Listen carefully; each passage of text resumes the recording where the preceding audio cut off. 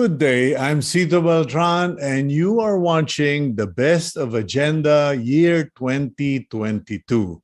To kick things off, we will throw it back to our interview with blogger and host James Deacon.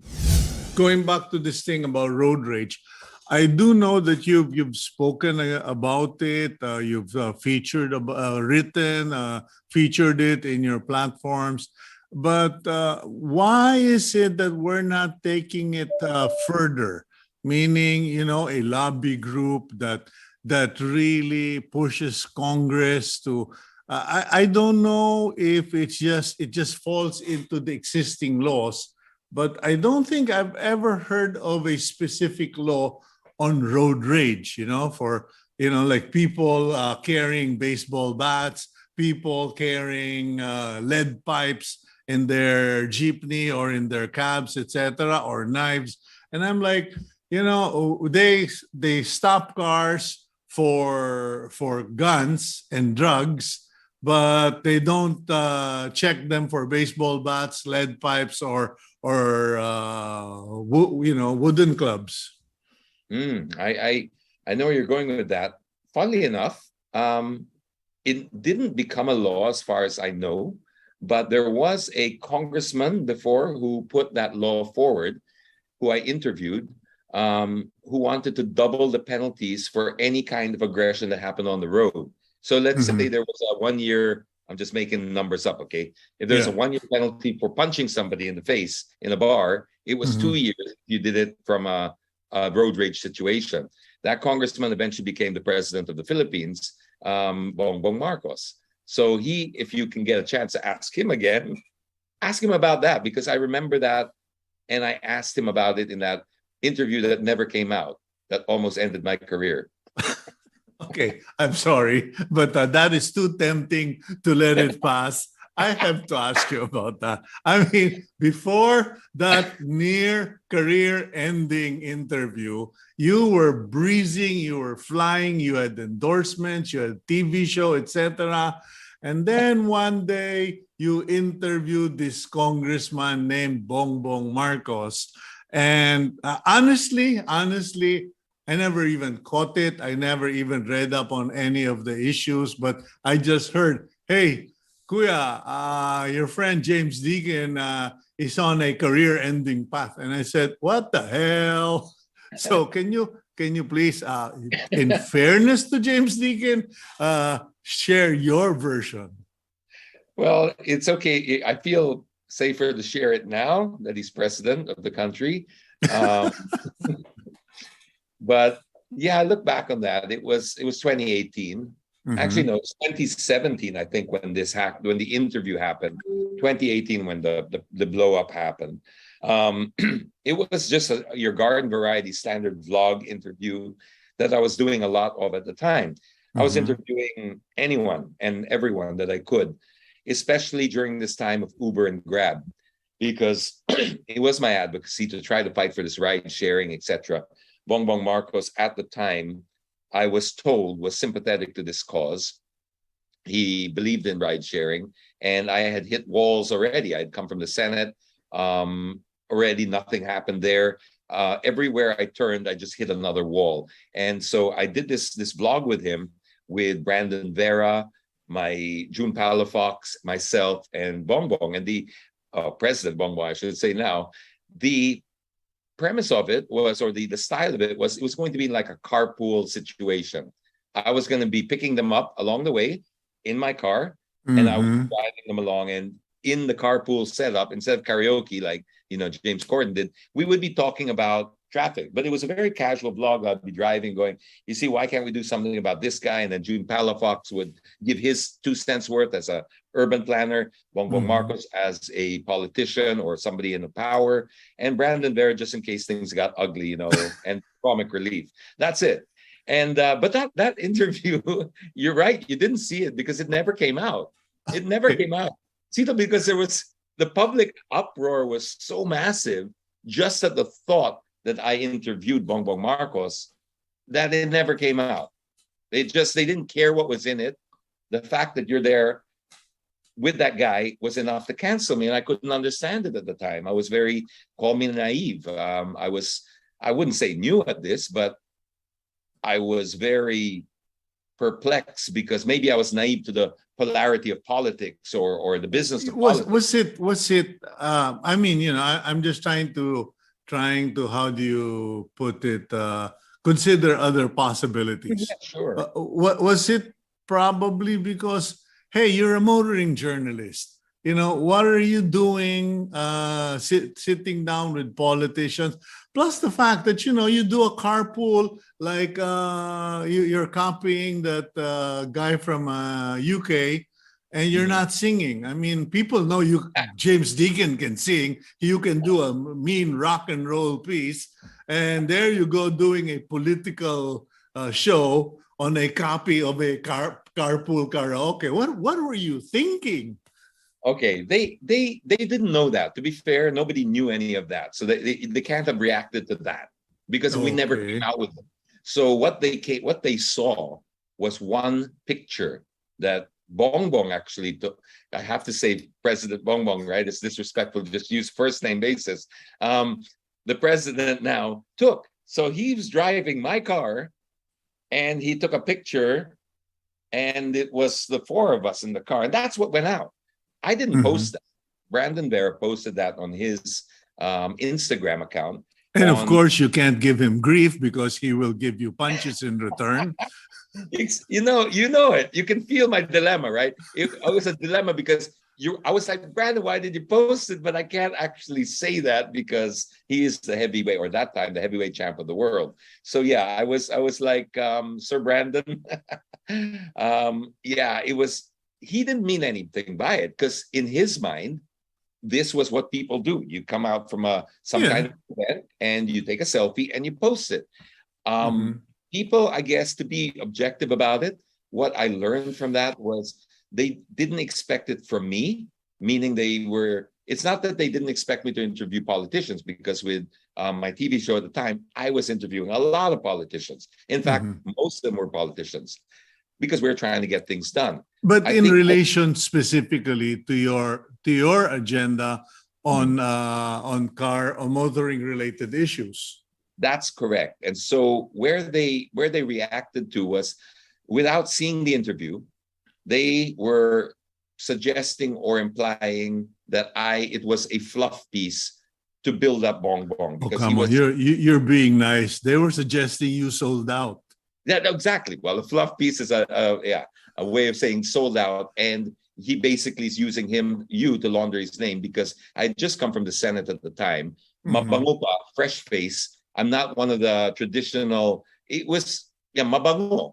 So they came after me in that way, and there was a troll attack. There was a funded troll attack because that was eventually proven.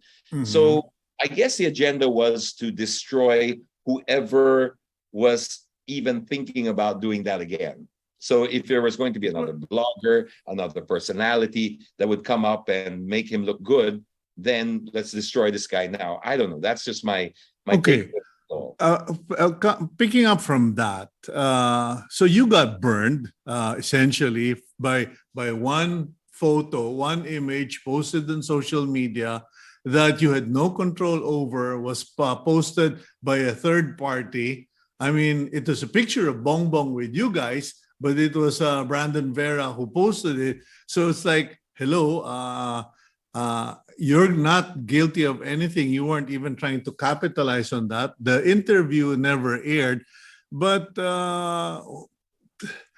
you haven't learned, my friend. You're still doing interview. You're still talking about issues. You spoke about, your support for the no mask requirement, which, thank God the government acknowledged, or you would have been in deep caca again, as the trend was going, because they were calling you the anti-science anti-science guy. And then also on NCAP. So haven't you learned, or is there a reason why you carry on doing? Because you're the nice guy. You're the nice guy. You're the product ambassador. you're the you try to be the level-headed guy in the room, and then you touch the electricity time and again. You stick your finger in the socket. What's wrong with you? Well, I think I was dropped as a child, maybe, or breastfeeding. I'm not sure. But I I think in part one of this, we were talking about the biggest problem that I see in right now is this social engineering that's happening throughout the world, and it's happening here too. And we are doing self-censorship. It's no longer, we don't need government censorship anymore because we have self-censorship, because we're afraid to talk, because we're going to be canceled or ousted, pariahs, etc. I believe that the only way to fight that is authenticity. It's a very, very, very tricky thing to balance. And I don't necessarily court the controversy. I mean that there are some people, Kasi, who use it as their currency because it's what drives, their traffic. I would love to do it without that, if there's a way to do it without that, but it goes hand in hand. So I only speak about issues that I feel very, very sure on my position with, that I can really die on that hill, so to speak. Very sure, or you feel strongly about? Because those are two things, okay?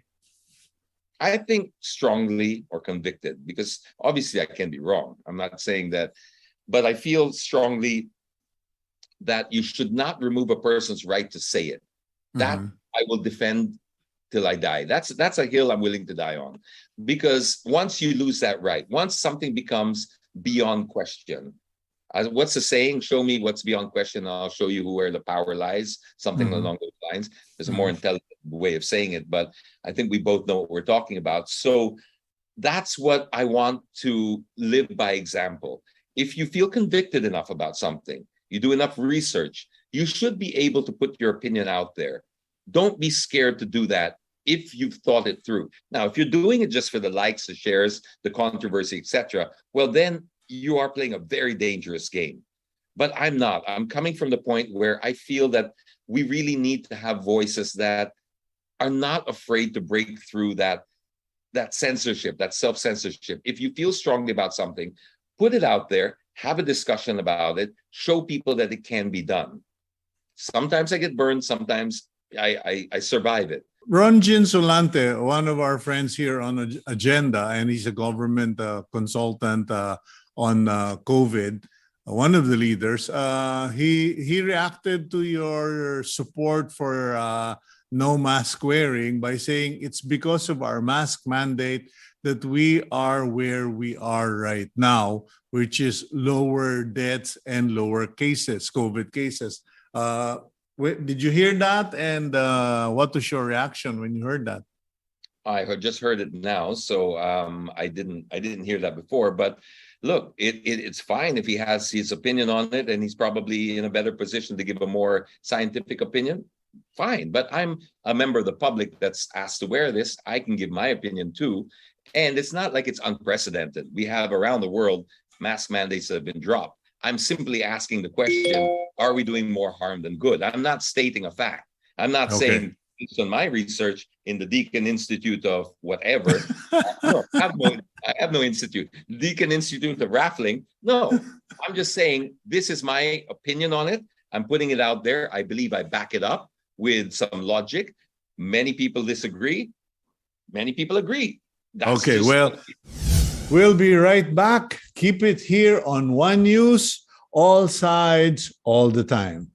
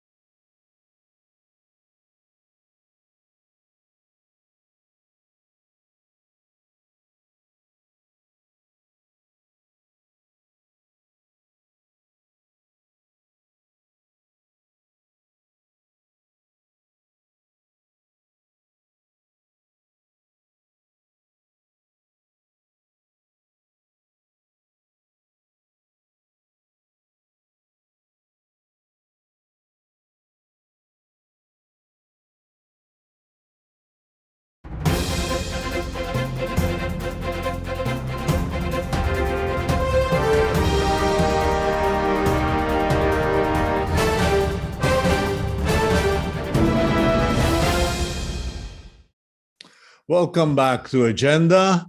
Up next is a look back at our interview with former musical director of the Apo Hiking Society, Lori Ilustre. It is under sad circumstances that you are forced to be in the open, in public, kasi nga pumanaw yung ating kaibigan at national artist, if I may say. Okay, none other than Danny Javier. Ikaw ba, you came out with some video, and yung particular, yung video ni Danny na parang lahat tayong mamamatay. Ako, medyo senior citizen na tayong dalawa. Hintayan na lang yan. Unahan na lang yan. But a lot of people were quite startled and very sad about it. Yes, yung niya, ginawa niya yun, siguro mga 5 years ago na eh. Danny was parating may problema sa health si Danny na ever since mga 2011 I think. And nilabas niya yun siguro parang niya yun parang gusto niyang iwan sa mga kaibigan, friends, fans, yung mga tumangkilik sa musika niya. Parang gusto yun ang kanyang iniwan. Unfortunately hindi niya natapos eh. And I only heard that he was in the hospital. Medyo grabe ang situation niya. So nung pinadala sa akin ng isang kapatid niya, si Jimmy, itong video na to, nakita ko, sabi ko I had to send something to Danny, parang pabaon ko sa kanya yon. Sabi ko, hintayin mo ako, tatapusin ko itong music mo. So meron na siya -1 doon na ginagawa, but I had to do my own version eh. Kasi I worked with Danny for a long time. Ako yung gumawa ng mga tubido niya, yung Prinsesa, Kabilugan ng Buwan. So I know him very well. Alam ko yung style of writing niya. So sabi ko, gagawin ko to on my own arrangement. Tapos pinadala ko sa kapatid niya. Nakarating naman doon sa ospital. Pinapatugtog ng nurse niya sa kay Danny when he was awake. Pinapatugtog. At sabi ko, sumignal lang yan na nadinig niya at okay na sa kanya. Masaya na ako. So nag-nod siya, nagsisignal na tinatanong ng nurse eh. So yun lang ang pinaka-purpose ko gawin yung arrangement na yun was for him. And then lumabas na. Yeah, pero Sir Lori, paano mo nangyari yun? Kasi when we aired your video, I hope you saw that, we gave credit to you about that, it was a complete piece. Boses pa niya, mukha niya, siguro naman hindi siya nag-appearance in the Holy Spirit, Medyo, ako pinapagaan ko lang kasi talaga nalungkot naman ako dyan sa best friend mo, Pero how did you do that? It was a complete song, it was a full video. Oh, yung video was taken from his Facebook page kasi ginawa niya yun eh. Nung medyo nabuo-buo na niya, kinakanta niya sa friends niya kung sino man na nanonood para sa lahat So I grabbed that. I grabbed his vocals. Kinuha ko yung vocals niya, nilinis ko, tinanggal ko yung mga tunog doon. And then I worked on that. Inayos-ayos ko pa ng konti yung mga kanta niya. Yung mga verse niya, minsan inayos ko ng konti para mas maganda, storyteller kasi si Danny eh. So I wanted na pag umpisa pa lang ng kanta, makikinig ka na sunod-sunod na yung papakinggan mo kung ano yung sinasabi niya eh. And then hindi expected yung biglang masaya pala. Yung ganun ba? Gusto niya masaya eh.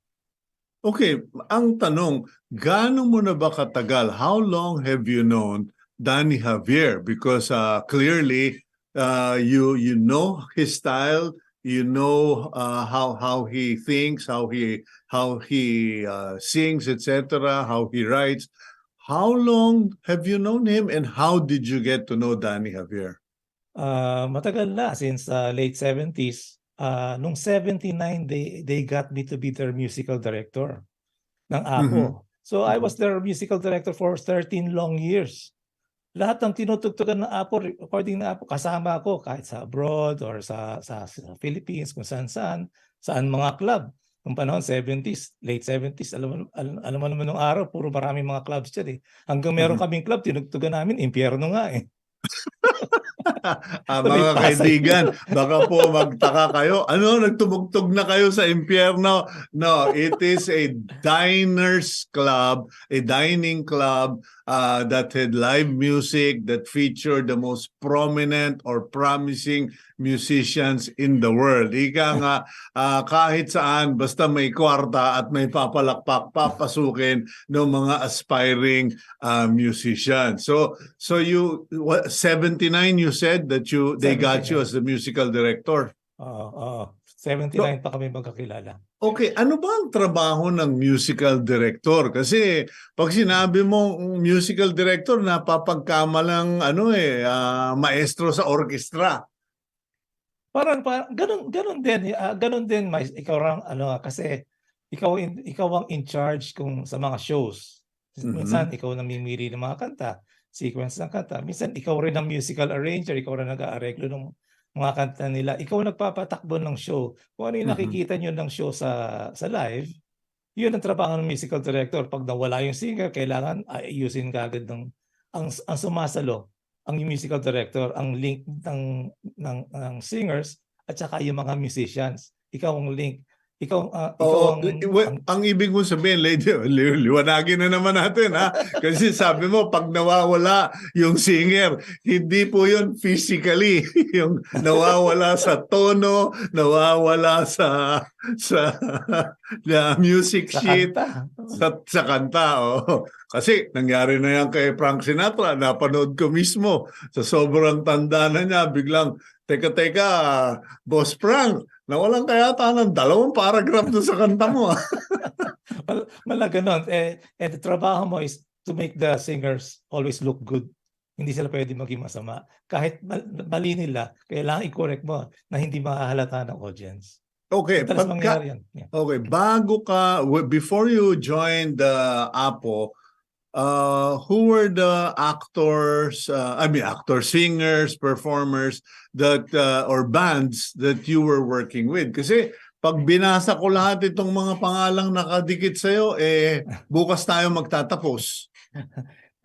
Nag-umpisa ako sa hotdog. Original ako ng hotdog. Sa unang tinatayo pa ng hotdog, nandun na ako.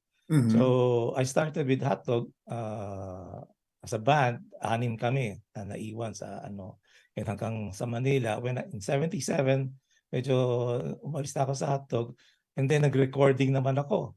Ang mga ginagawa ko, ang naging trabaho ko was to create sounds for new artists. Mm-hmm. Bago, magre-record ako. So, ang mga na-record ko, yung mga natutuwa ako dahil mga big stars na sila ngayon. Kasi 12 years old lang si Sharon Cuneta. I recorded her yung Mr. DJ niya, kahit paputi ang buhok. Akong gumagawa ng mga tunog doon. Yun, VST is one. I created the sound of the VST. Yung kasi nung araw wala namang grupo yan eh. Mm-hmm. Recording lang yan. It was just recording. So wala pang group yung sa gagawin muna namin yung music. And then pag nag-hit, bubuuin na nila yung grupo. So ganoon. That one, VST, Hagibis. Yun yung ginagawa ko. Teka. Parang mukhang industry secret yan.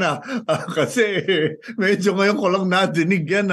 Bumubuo ng kanta. They come up with the song, the sheet, the lyrics, etc. And then they do people who do covers. Parang reverse ng covers. Ngayon, sumisikat na mga bata are young musicians who do covers or interpretation of hit songs. But in those time, wala pang musician, wala pang banda, meron ng music. May music na kasi una niyan very competitive ang recording industry ng araw eh. So parati nagpapagawa. So pag may like yung awitin mo, wala pa namang grupo yan. Awitin mo was Tito Vic and Joey and myself eh. When we recorded that eh. It was composed. The music was composed by Vic Soto. The lyrics was written by Joey De Leon. Mm-hmm. And it was Tito Soto who was then VP of production on sa Vicor. He was the one who asked me to create a sound, create a new arrangement grupo. Sabi, inutusan lang niya ako, punta kami yung dalawa doon, gumagawa ng kanta. Awitin Mo was not a disco. It was my creation. Ginawa kong disco yun eh. Mhm.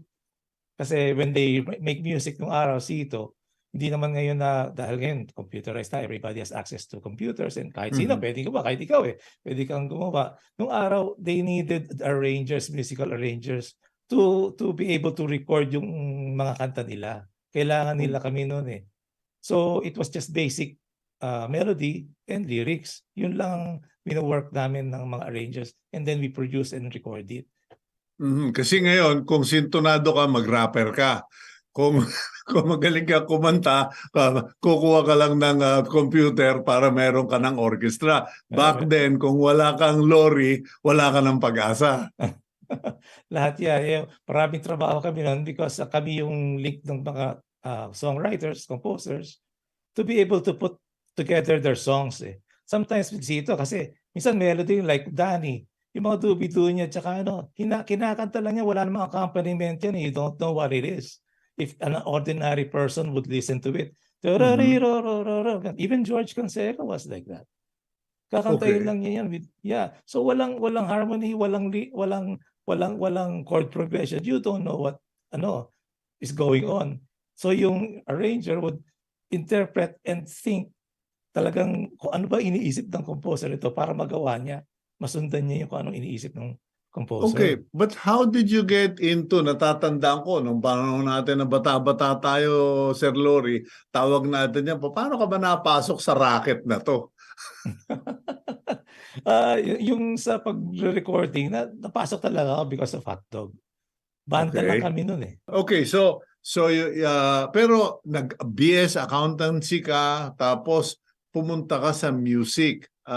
Pero ano yun, paano buhay mo noon? Were there ever days na tinanong mo sarili mo, ang mga delikado ako? Because I remember during those years, the parents would tell young, beautiful women, never marry a musician or you will go hungry and your children will be destitute. Totoo yan, Sito. Kaya anong araw lahat ng mga kahit ang ating national artist si Ryan nag-accounting din yata yan, hindi lang nakatapos. Ako kasi promise when I was still in college, second year college, nag-hotdog na eh. We were making money, sabi pero I promised my parents, tatapusin ko yung kurso ko. Tatapusin ko. Pero totoo yung sinabi mo na yung kayang bang sustenihan yung aking kunyari naliligaw ka, gusto mo pakasalan yung babae, sabihin sa'yo, kaya mo, musiko ka lang eh. Kaya during those times, mababa ang tingin sa mga musiko eh. Ano lang kayo, 1 degree lower kayo sa amin. Kasi nung nasa college ako, nagbabuy and sell ako ng pansabong. Sasagutin na lang ako nung Amparo Muñoz ng buhay ko.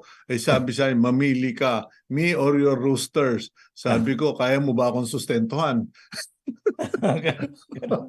Okay, so anyway, Sir Lori, so nandoon na yung BST. But putting a band together, relatively madali kasi everybody wants to be in a band. Kung talagang musikero ka or you're really a musician at heart, you will even play for free. But once the crowd start building up, the music becomes a hit, then everybody wants more front time, di ba? Kumbaga, gusto ko ng solo moment ko. Did you ever have to manage bands and what were the kasi arranger, no problem, marami ka na arrange. Ano ba yung best piece mo na pinagmamalaki mong ikaw yung nag-arrange? Akin, madami kasi, basta favorite ko lahat yun. Bigyan mo ako ng mga 5 kung pwede. Ito po piso, pabili ng 5 titulo. Sige. Sige, yung hanggang ngayon ginagamit pa din sa hotdog, yung Manila. I arranged that yung Manila, yung Manila. Well, of course, yung nauna ng DST, Awitin Mo. That was the start, yun Then somebody took over after me. Yun, Awitin Mo. Well, yung kay Sharon, Ray Valera's songs, yung maging sino ka man, mga gano'n. What else? sa Apo, What? ewan. Don't change that channel. Agenda will be back.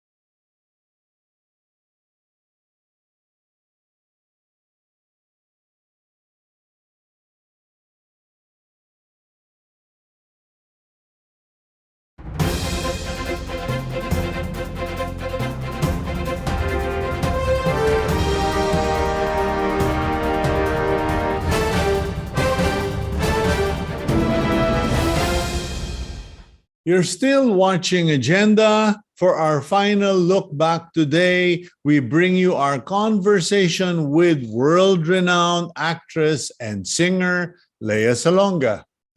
I was just talking about you a week ago with Okay. Lisa Dino of the Film Body. Yes.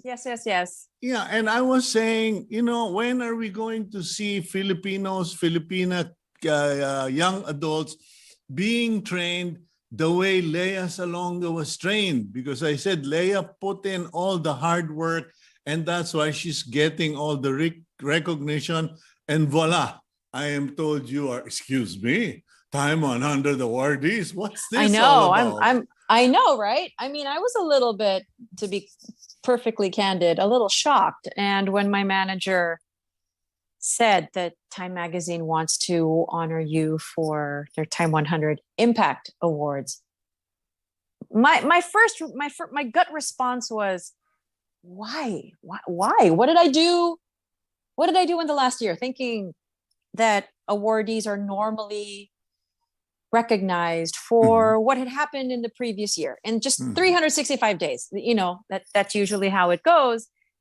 And then he said, oh, no. It's not for what you've done in the last year. It's what you've done throughout your entire career. I was like, oh, okay, sure. Let's settle yeah. for that. Because if I had to review your entire career, I'd be on air for the next week. I mean, without a break. Without a break, because I was just going through some of the stuff you did. Apparently, Right. the award also cited or pointed to the fact that you become a voice, an inspiration to young women of color. And I think I to was kids. kinda I like, think just to kids in general of like people of color. I don't think it's specifically for women. I think it was for children because of the work that I've done with Disney, having voiced for 2 Disney princesses, both of whom are characters of color. I mean, Princess Jasmine is from a fictional city in what would be modern day Iraq, and Mulan is from China. So these are 2 headstrong, powerful, characters of color, and I was able to lend my voice to them. But And, I think yeah. more than your voice, Lea, it's also your character. I mean, you can be headstrong when you want to. I've seen When that I side want of to. yours artistically. Yeah.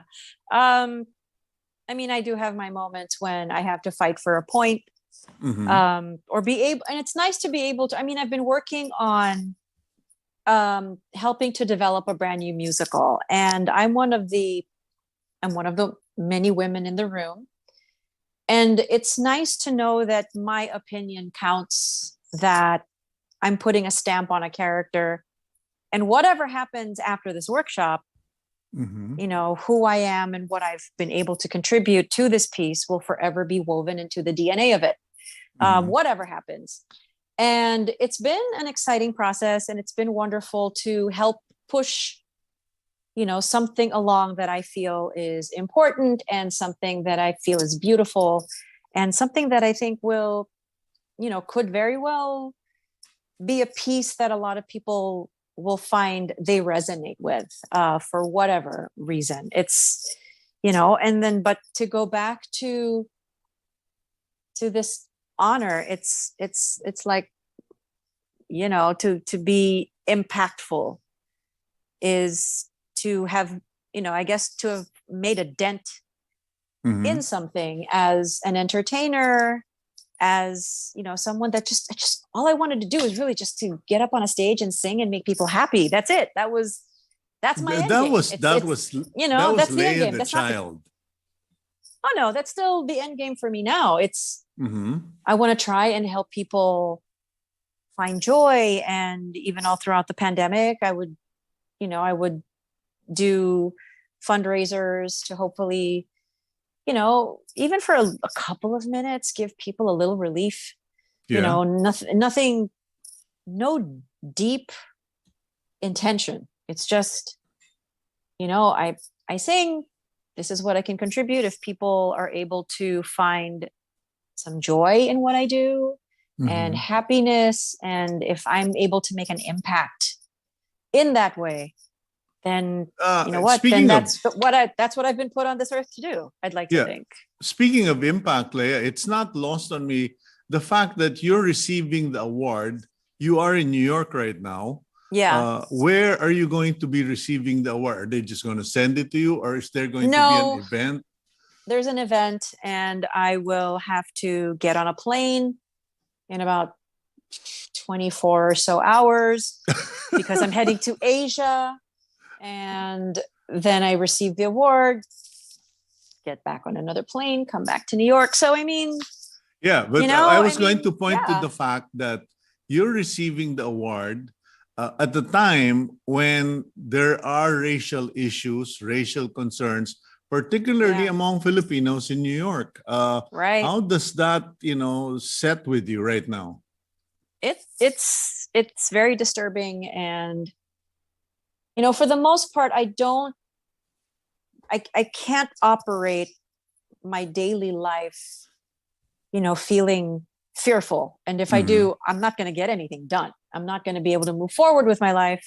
Won't be able to take care of my child. I will not be able to, you know, do what it is I was meant to do. If fear is what, you know, is kind of this specter over my head. Yeah. When I first came over to New York last year to start working on Pretty Little Liars, my mother, and everybody knows my mother, was very resistant to me leaving. She didn't want me to go because of the concerns that you had just mentioned, that there is anti-Asian hate, you know, because of political rhetoric that pointed to us as being, you know, the ones to blame for this pandemic. And that's not the case. It's like, why are you going after us? What did we ever do? Have you ever taken... It was scary. Yeah, but have you ever gone out of the stage? Because I'm sure you get invited to the top talk shows, late night programs in the US and even in Asia. Have you ever actually spoken about this issue or about the authors of this rhetoric?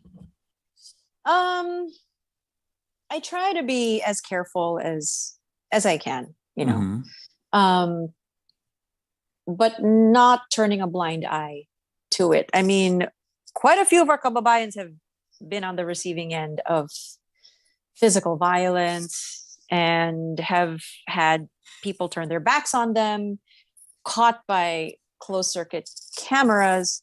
But the cool thing, though, is that there are a lot of Asian American people that are speaking out and being very loud. And there was one story, though, that really made me chuckle because I was like, oh, somebody messed with the wrong Pinoy today. And no, and here's the story. The story was that there was a Caucasian lady that really, this needs to stop. I think she spat on her hand and then wiped it on a particular Filipina's article of clothing. I don't know what, if it was her jacket or her pants. This Filipino happened to come from a family of boxers, as in pugilists, as in she knew how to defend herself, and apparently she did. And so this, you know, this person who started this altercation was, you know, learned pretty quick that you shouldn't be messing with other human beings. Yeah, particularly Filipinas, as Jokoy put it. You know, the Filipino male, we're wimps compared to our women who are the mafias in the household. I mean, and I mean, I was raised in a family where the women folk were quite strong, and where my paternal grandmother was kind of, I mean, she was this tiny little woman who had really like thick Coke bottle glasses, and her gray hair in a bun, but you did not mess with her. And everyone in the family knew that you should not mess with her. She's passed on now, and it's been many, many years since she's passed away, but she's legendary for being formidable and for being powerful and for people really catering to her and taking care of her. And when she had passed away, it was there was a ripple, a very strong ripple that reverberated throughout our family. And she was a powerful little woman. And it was the same thing with the women in my mom's family. Yeah, well, I can attest to the fact that you carried the genes, Miss Leia. And anyway, moving forward, as I confess to you, I haven't been out of the house much and haven't really done much in the last 2 years because we the senior citizens were the prisoners. We were the prisoners of COVID. My 85-year-old mother can commiserate because she hasn't really been out of her house either, except to do a couple of things and get her boosters. Yeah, so I have to confess, I only very recently caught up with what you've been doing. You're in New York. You're doing mini-series. Is it a mini-series? Is that still how they call it? No, actually, no. I don't think it's a limited series. It was 10 episodes of the first season of Pretty Little Liars, and the series was picked up, which means that there will be a second season. I do not yet know what my involvement is because, the folks that have watched the show will be like, so what's going to happen with these moms? Their secret is out. What's next? I don't know. So I'm just going to sit and wait and see what the creators and showrunners have in store for the next season. And I'm just really happy for everybody that's a part of the show, that the show got picked up and that it was such a fan favorite on HBO. Yeah, but how did that come about, Leia? Because sorry, you're stereotyped as a singer, theater, Broadway person, etc. And then I'm like, okay, this is going to be strange. She's not going to be nice in this role, and it's TV. Yeah, I auditioned, as actors do. I auditioned for it. I remember the date of the audition, actually, September the 1st, 2021, in my house because we're COVIDing the COVID. And so I put my audition on videotape. I was reading the lines with my manager, and I sent, everybody's grown accustomed to using Dropbox or Google Docs or whatever. Yeah. So I sent all of the raw video to him to send to the creative team over at PLL. And it was on, I think, September 9, I think. That's when my manager called and said that I had gotten the job. And then not long after that, I headed to New York and started working on the show maybe a week or so after my arrival. And I felt very welcomed and very excited, and also really nervous because it had been a very long time since I'd done anything on camera in this way, as in acting on camera. Yeah. And thankfully it didn't take too long to get used to everything and, learning your lines really quickly and knowing what your angles are and asking questions and, and being present in the moment and being in a collaborative space with other actors again, which I hadn't done because we were COVIDing the COVID, right? Yeah. And so, I felt incredibly grateful to have an opportunity to get to work and to get to do something with people that I was a fan of. I mean, I watched a lot of Riverdale. I broke my leg a few years prior. And so I ended up watching a lot of TV on Netflix, and Riverdale was one of them. And the creator of that series was the creator of this particular one. So I was able to basically fangirl and, tell the people that had worked on that show, you have no idea. Yeah, but I loved come your on. work and I loved your show. And Yeah, You know, I mean, you're fangirling with these people, and I'm sure they're like drooling, watching you. It's like, no, this is Lea Salonga, this is Mulan, this is from Miss Saigon, etc. I yeah, mean, they must have been, doing the same thing to you. I think it was a mutual admiration society. I mean, if I'm a fan of someone or something, I will unabashedly fangirl, because I mean, I'm not going to hide my appreciation for the work for the work of people that I've enjoyed and really connected with. So it's and the least I can say is thank you so much for the many hours of suspenseful watching that you've given me. I was recovering from a broken leg, and I ended up fangirling. And that's today's agenda. I'm Cito Beltran. We are One News, all sides, all the time.